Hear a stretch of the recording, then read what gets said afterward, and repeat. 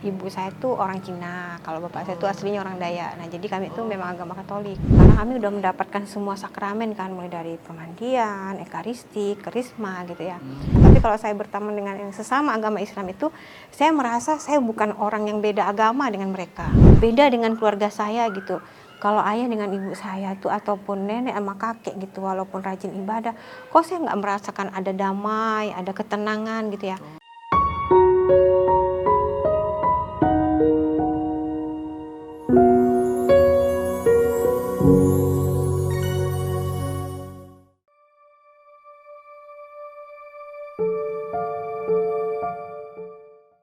Bismillahirrahmanirrahim. Assalamualaikum warahmatullahi wabarakatuh. Alhamdulillah wassalatu wassalamu ala rasulillah. Amma ba'd.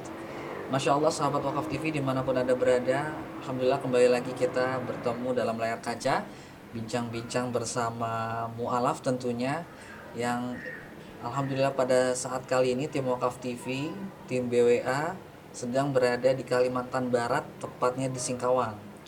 Nah, kita di sini selain safari dakwah, kita juga bertemu beberapa mu'alaf yang hebat. Salah satunya adalah tamu kita pada kesempatan kali ini. Langsung aja kita sapa. Assalamualaikum, Bu. Waalaikumsalam. Masya Allah, Alhamdulillah. Ibu nama lengkapnya siapa, Bu? Ibu Dewi siapa? Dewi Susana. Dewi Susana ya? Iya. Oh, Masya Allah. Bu Dewi Susana ini berapa hari ini hujan terus, Bu ya? Ya, kayaknya gitu ya, kadang panas, kadang juga hujan. Iya, iya, Cuacanya ndak nentu sih kayaknya. Eh, nah nih Bu Dewi, izin kita ingin tahu nih Bu Dewi ini dulu asal agamanya apa ya, Bu ya? Saya agamanya tuh Katolik, karena Katolik. kan ibu saya tuh orang Cina, kalau bapak saya tuh aslinya orang Dayak. Nah, jadi kami itu memang agama Katolik. Oh, suku Dayak ini Dayak apa, Bu? Dayak Darit kalau nggak salah. Oh, gitu ya, Bu. Nah, Bu Dewi ini bisa diceritain nggak, Bu? Dulu Bu Dewi ini sebagai seorang Katolik itu seperti apa gitu? Dahulunya apakah seorang yang rajin ibadah dan lain-lain lah gitu? Yang pastinya sih karena kami dari kecil tuh kan karena keluarga semuanya Katolik ya, mulai dari nenek, kakek. Jadi dari SD atau dari sekolah semuanya tuh kami menjalani ibadah tuh sesuai, karena memang orang yang termasuk aktif dalam gereja gitu ya. Iya, iya. Karena kami udah mendapatkan semua sakramen kan, mulai dari pemandian, ekaristi, krisma gitu ya. Nah, jadi tuh semua itu udah dapat gitu. Jadi orang tua tuh selalu mengajarin kami untuk supaya tetap taat sama agama dan nggak pernah harus berpaling dari agama atau pindah ke agama lain, karena memang agama itu memang udah diajarin dari pertama kami udah menjejangin SD gitu, sekolah. Jadi itu semuanya udah dikenalin sama orang tua. Nah, dulu orang tua tuh nilai-nilai agama yang ditanam ke anak-anak tuh seperti apa, Bu?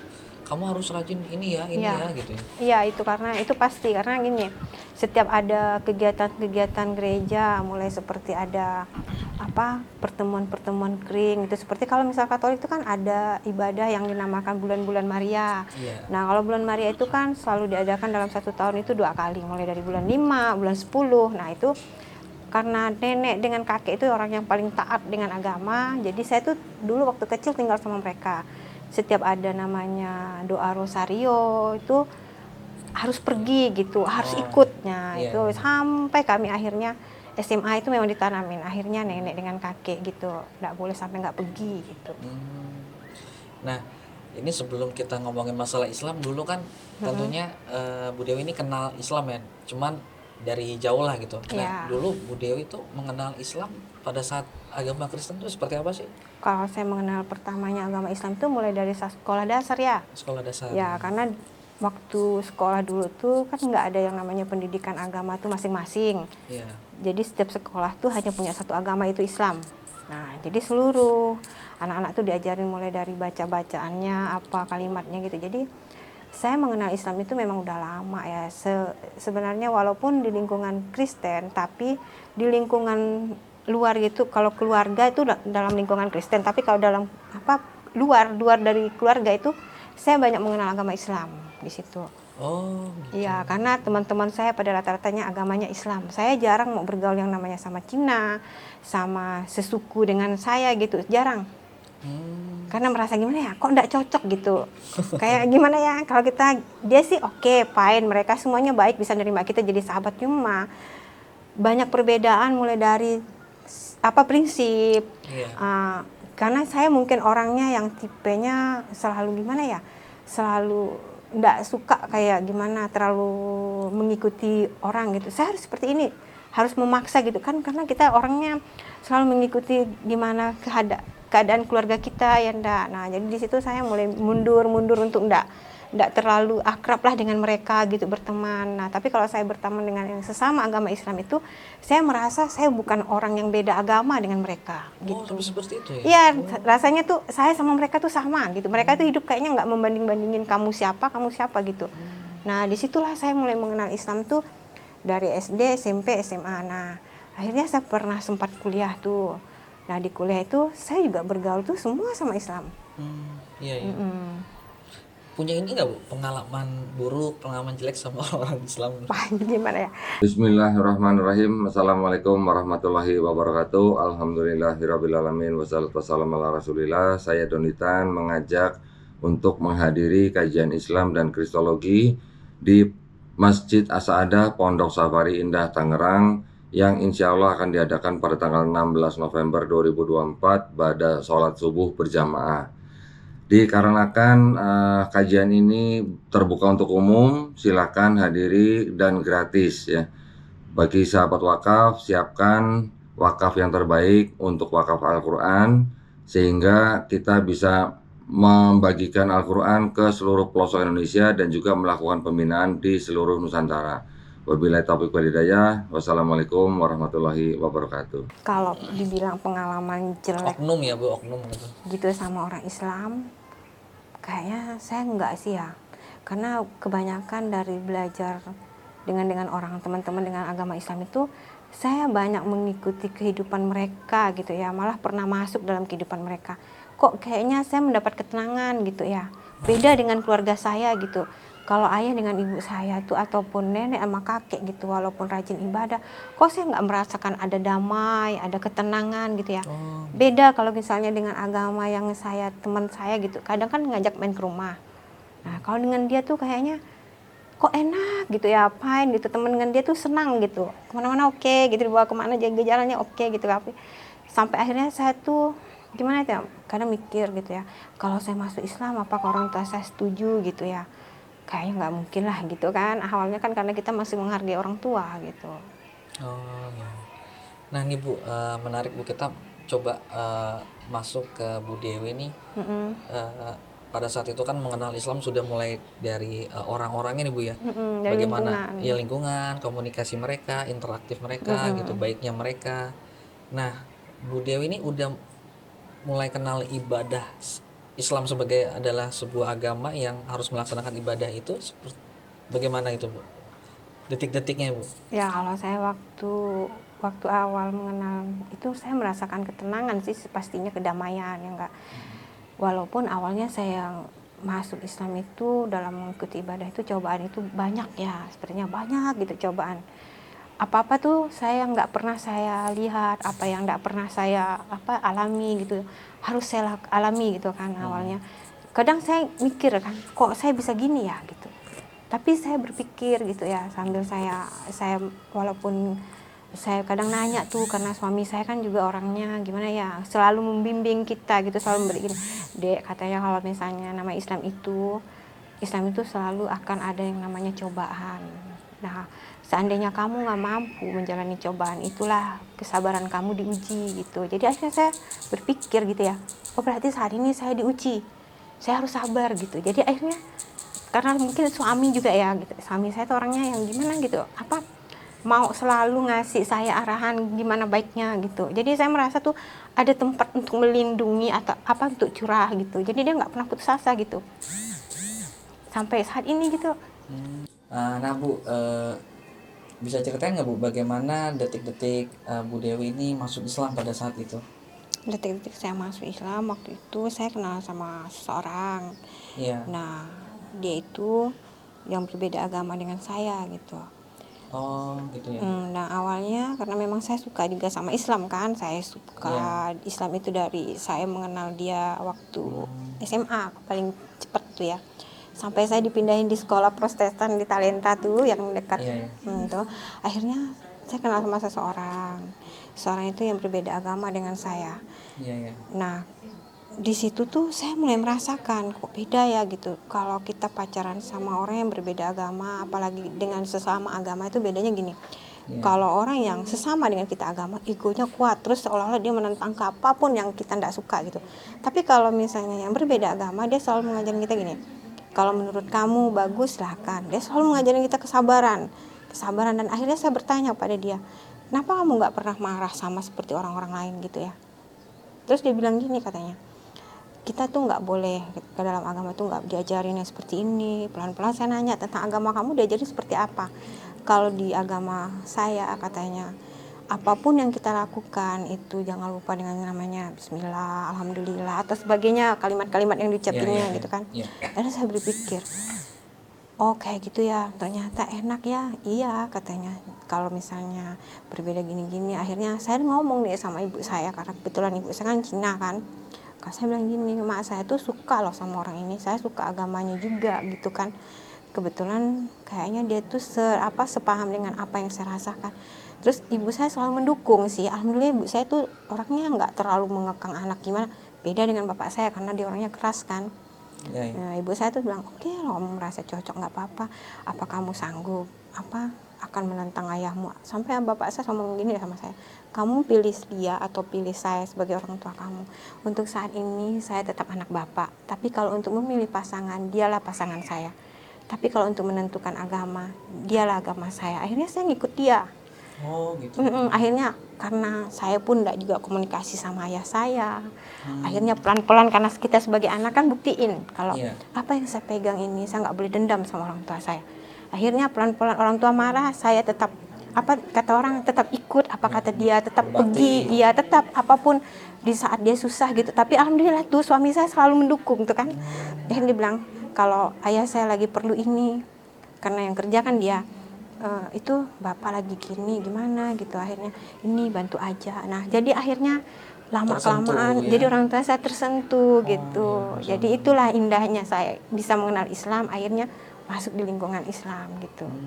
Itu tahun berapa Bu? Itu sekitar saya umur 2004 kalau nggak salah. 2004 ya? Iya, karena tahun 2000 tuh saya udah tamat dari SMA.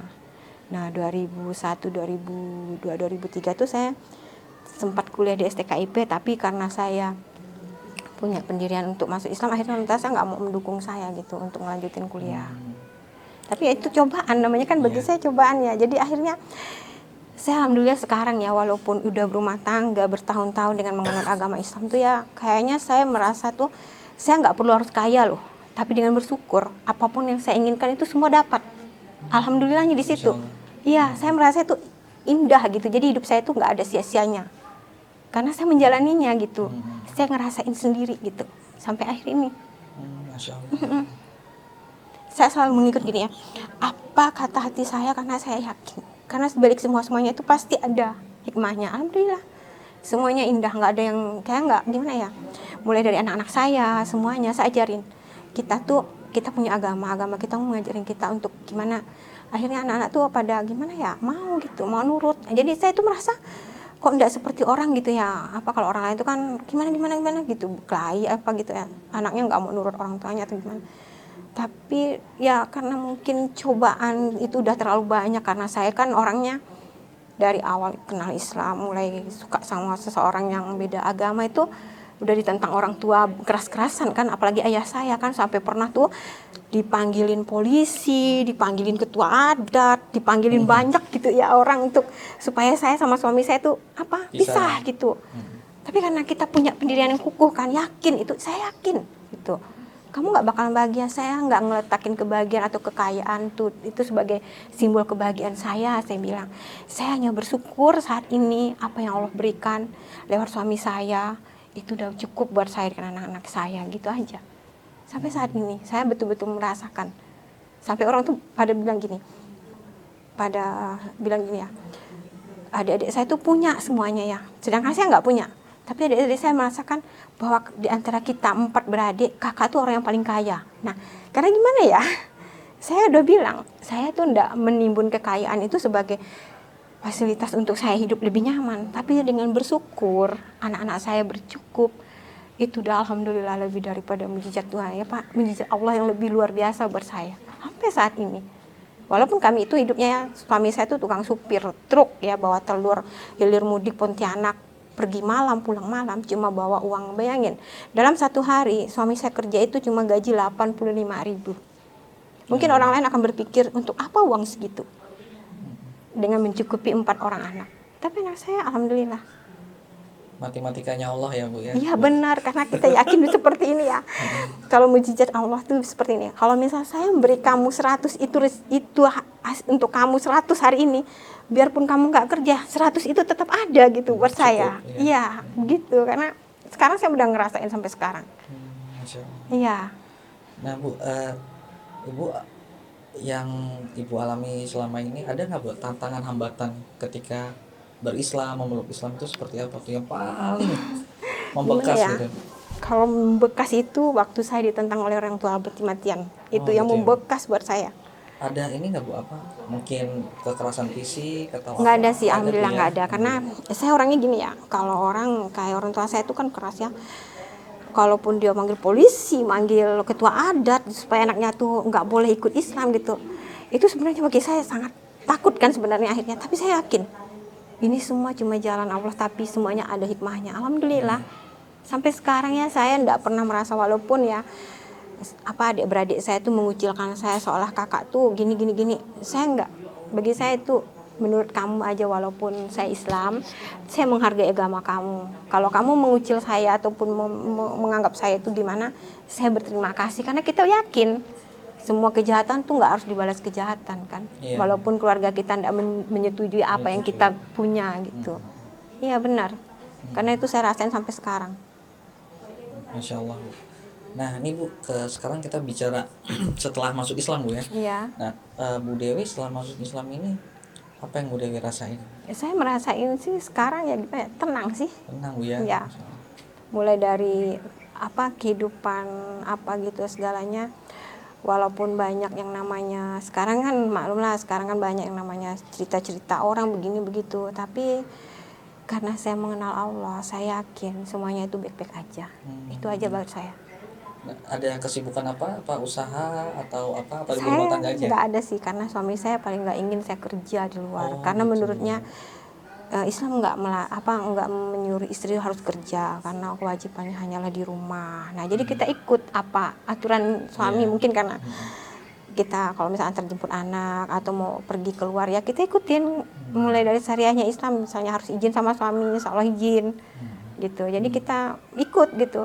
Iya, Ya semuanya indah sih, nggak ada yang namanya kalau kita menaati betul-betul meyakini semuanya itu indah. Iya, Masya Allah. Nggak ada yang nggak mungkin gitu. Ya namanya juga kalau ada pun rumah tangga ya itu biasa Bu ya. Iya, Kalau namanya ada apa-apa, pertengkaran, tapi lika-liku itu mah tuh biasa. Tapi suami saya kalau bertengkar tuh dia nggak mau yang namanya ribut tuh. Kalau suami istrinya lagi marah itu dia harus jawab tuh nggak. Nanti kalau istrinya udah reda tuh dia cerita diajarinnya kita. Nah, jadi kalau misalnya sama anak-anak tuh ya, kami belum pernah terkenal yang namanya ribut sama anak-anak tuh depan anak-anak lagi ngapa gitu, enggak. Nah nanti kan suami kerja, nanti kamu jemput ya, kalau memang kamu ada masalah kita ngomong di jalan nih, sambil antar suami pakai motor tuh, sambil di sepanjang jalan tuh cerita. Kalau lagi sakit hati ya ngomong di situ sakit hatinya. Nanti pulang ke rumah fine, baik sama anak-anak. Jadi anak-anak tuh nggak tahu. Jadi anak-anak saya sampai sekarang ya namanya orang berkelahi itu dia paling takut. Ya Gitu, paling Masya Allah. takut dia, namanya pasti teriak dia, mama jangan tinggalkan, itu lagi marah-marah gitu. Ya karena kami kayak gitu sih, alhamdulillahnya gitu. Ya. Nah Ibu kegiatan ini nggak ada aktivitas mengaji setelah? Saya biasa ikut ngaji, cuma Oh. karena kan saya kebetulan masih punya anak yang kecil, Oh, jadi gitu ya. dia masih perlu saya di rumah gitu. Jadi kadang-kadang ya ngaji sama anak saya kan hampir yang nomor 1, 2, 3 itu dari awal tuh ada yang namanya pengajian dekat Iman Sapi itu. Nah, anak saya ngaji di situ semuanya. Oh udah ngaji semua ya Bu ya? Iya. Masya Allah udah bisa baca-baca. Artinya Bu Dewi ketika masuk Islam ada pengupgradean diri lah gitu kan? Iya, ada. Ya, intinya masih bisa sholat, bisa wudhu, bisa apa gitu. Iya. Jadi nggak ada banyak juga beberapa teman-teman kita mualaf ini ketika masuk Islam udah mereka begitu aja gitu, nggak ada pembinaan dan lain-lain. Yang awalnya gitu ya, karena pertamanya gitu, gimana ya, awalnya tuh suami saya sering bilang gini, dek kata kamu mau jadi orang yang kamu nanti kalau misalnya apa gitu diceritain gini-gini, kamu terus sholat, terus kalau misalnya ada apa-apa tuh puasa dia, kalau misalnya nggak ada halangan puasa, diajarin, dikasih tahu sama dia, kan dia yang rajin gitu ya, dia rajin ngasih tahu sih. Kalau misalnya anak-anak tuh kami memang targetkan kalau anak-anak tuh wajib ngaji, harus pandai semuanya gitu. Dari yang nomor 1, 2, 3, yang terakhir ini kan baru 4 tahun, masih belum diajarin gitu. Masya Allah. Nah nih Bu, kita coba simpulkan nih dari awal. Bu Dewi kan tertarik dengan Islam kan mulai dari apa? Dari kecil Bu ya, Bu Dewi ini bergaul dengan orang-orang yang asik lah gitu kan, yang menurut Bu Dewi ini nyaman, itu peduli, care dan lain-lain. Kemudian juga alhamdulillah Bu Dewi juga dijodohkan oleh Allah dengan suami yang soleh, insya Allah Bu ya, yang membimbing Bu Dewi dan seterusnya. Adapun terjadi penolakan dari orang tua itu hal yang wajar ya Bu ya. Cuman alhamdulillah Bu Dewi sekarang bisa melewati itu semua.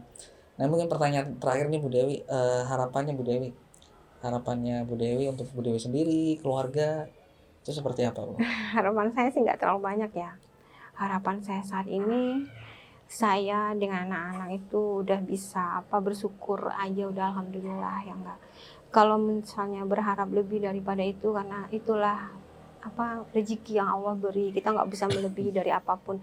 Intinya apapun yang kita dapat hari ini dari Allah, itu udah targetnya dari kita. Ya kita nggak bisa minta lebih ataupun kita harus sama kayak orang, itu enggak. Bersyukur aja insya Allah.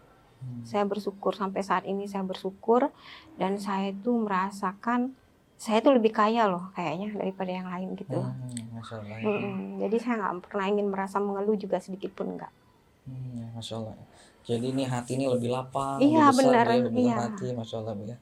Sungguh perubahan yang sangat signifikan sekali. Bener, saya nggak terlalu gimana ya, nggak neko-neko untuk jadi gimana gitu, orang harus begini gitu, nggak. Saya orangnya nggak kepengen sama sekali. Karena saya mengikuti aturan Allah, jadi saya lebih senang dengar tentang yang kayak namanya kan kisah-kisah Nabi gitu. Saya rasanya terharu, rasanya saya indah banget ya kalau misalnya seandainya setiap manusia itu punya kisah kayak gini sama gitu. Akhirnya saya sama suami itu sih alhamdulillah, cuma mungkin karena care-nya suami kali ya. Suami saya tuh orangnya gimana ya, oke lah gitu kalau namanya berumah tangga. Masya Allah Bu. Terima kasih Bu atas bincang-bincangnya, udah datang ke sini jauh-jauh, Masya Allah. Ya kita seyogianya mendoakan ya Bu ya, semoga tercapai harapannya, cita-citanya, keinginannya Bu. Dan ya semoga diberikan istiqomah ya untuk Ibu Dewi dan keluarga. Baik sahabat Wakaf TV dimanapun Anda berada, demikianlah bincang-bincang kami. Masya Allah tadi kita bisa mendengarkan bersama bagaimana perjuangan Bu Dewi untuk memeluk Islam, mulai dari hambatan orang tua dan seterusnya lah, bisa disimak tadi. Baik sahabat Wakaf TV dimanapun Anda berada, kami mohon maaf apabila atas kesalahan, dan kami undur diri juga. Dan jangan lupa like, subscribe, komen, dan jangan lupa juga aktifkan lonceng notifikasi agar sahabat sekalian bisa mengupdate info-info terbaru dari channel kami. Wassalamualaikum warahmatullahi wabarakatuh.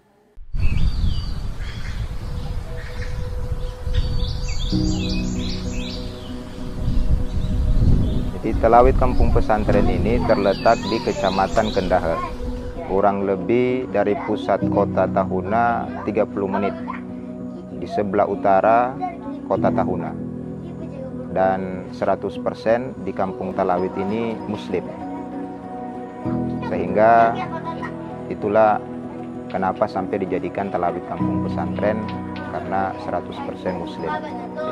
Setelah dijadikan Talawit ini kampung pesantren, minat anak-anak, bapak-bapak, ibu-ibu, mualaf-mualafah untuk mendalami Islam, dan salah satunya untuk mengetahui huruf hijaiyah lewat Iqra dan Ukran itu sangat meningkat.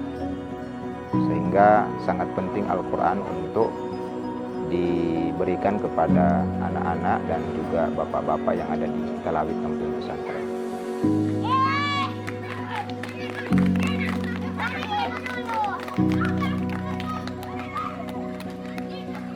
1 bulan sudah ada 5 yang robek. Karena memang anak-anak. Jadi entah karena semangatnya atau semangat bermainnya. Jadi memang butuh dibantu Iqra dan juga Al-Quran karena dengan alasan tadi.